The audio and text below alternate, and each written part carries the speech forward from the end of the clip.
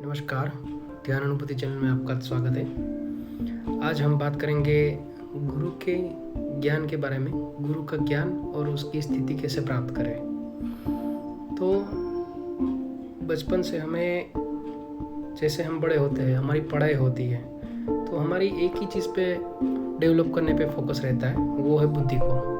हमेशा हमारी बुद्धि को कैसे विकसित बनाए, कैसे बड़ी करें, उसी के ऊपर हमेशा पूरा फोकस रहता है। तो बचपन से हमने जो भी किया उससे हमारी बुद्धि हमेशा बड़ी हुई है, ना का हमारा भाव। दो चीज़ होती है, हम भाव से भी किसी चीज़ को सीख सकते हैं, किसी चीज़ को बुद्धि से भी सीख सकते हैं। तो बचपन से एक ही चीज़ पे हमने काम किया है, वो है बुद्धि। हमने कभी भाव पे कभी ध्यान दिया ही नहीं है, या कभी कोई डेवलप करने की मेथड नहीं है हमारे समाज में या हमारे एजुकेशन सिस्टम में। तो हमें हमेशा बुद्धि को ही डेवलप करना सिखाया गया है। तो जब हम आध्यात्मिक स्पिरिचुअल प्रोग्रेस पे आते हैं और गुरु की प्राप्ति करते हैं, गुरु की इच्छा करते हैं, तो गुरु आ भी जाते हैं। लेकिन गुरु से सीखने के लिए हम वही बुद्धि का इस्तेमाल करते हैं जो बुद्धि हमने पढ़ाई में इस्तेमाल की है। तो यहाँ पे हमें ये ध्यान देने वाली चीज़ है कि गुरु कभी बुद्धि से हाथ में नहीं आएगा।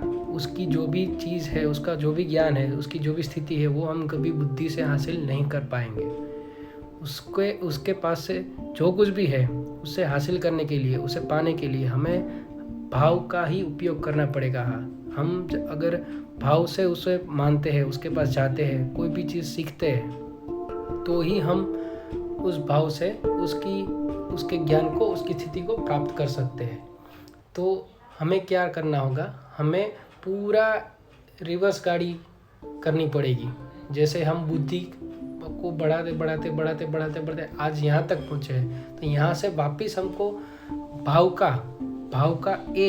वापस सीखना शुरू करना पड़ेगा। जहाँ से हम सीखते एक दिन जैसे बुद्धि विकसित हो गया, जैसे भाव भी विकसित हो जाएगा, उस वक्त जाके हम पूरा ज्ञान गुरु से ले सकते हैं। तो ये चीज़ स्पिरिचुअल प्रोग्रेस में आपके काम आ सकती है। तो आज की वीडियो में यही था कि गुरु के पास हमें बुद्धि से नहीं, भाव से जाना है, और भाव से ही हम कुछ सीख पाएंगे।